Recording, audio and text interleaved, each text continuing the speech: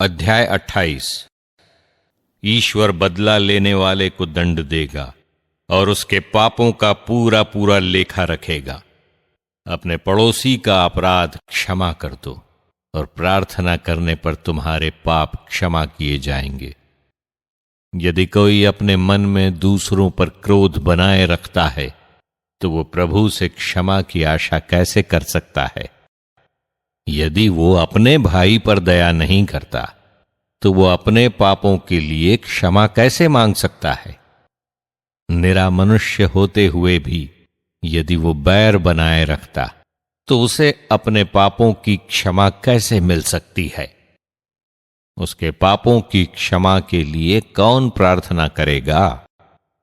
अंतिम बातों का ध्यान रखो और बैर रखना छोड़ दो। विकृति तथा मृत्यु को याद रखो और आज्ञाओं का पालन करो। आज्ञाओं का ध्यान रखो और अपने पड़ोसी से बैर न रखो। सर्वोच्च ईश्वर के विधान का ध्यान रखो और दूसरों के अपराध क्षमा कर दो। झगड़े। तुम झगड़े से दूर रहोगे तो कम पाप करोगे, क्योंकि क्रोधी व्यक्ति झगड़ा लगाता, पापी अपने मित्रों में फूट डालता और शांतिप्रिय लोगों में शत्रुता उत्पन्न करता है। आग में जितनी अधिक लकड़ी है वो उतनी अधिक तेज होती है।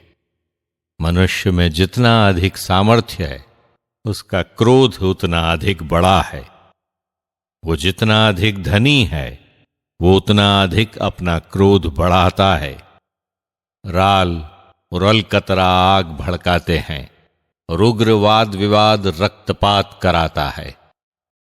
चिंगारी पर फूंक मारो और वो भड़केगी, उस पर थूक दो और वो बुझेगी। दोनों तुम्हारे मुंह से निकलते हैं। जिह्वा। चुगलखोर और कपटपूर्ण बातें करने वाले अभिशप्त हों।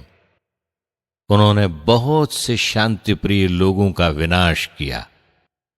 चुगलखोर ने बहुतों की शांति भंग की और उन्हें एक राष्ट्र से दूसरे राष्ट्र में भगाया।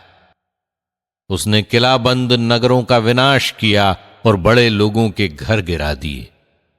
उसने राष्ट्रों की शक्ति समाप्त की और महान राष्ट्रों का विनाश किया। निंदक ने सुयोग्य स्त्रियों को उनके घर से निकाला और उन्हें उनके परिश्रम के फल से वंचित कर दिया।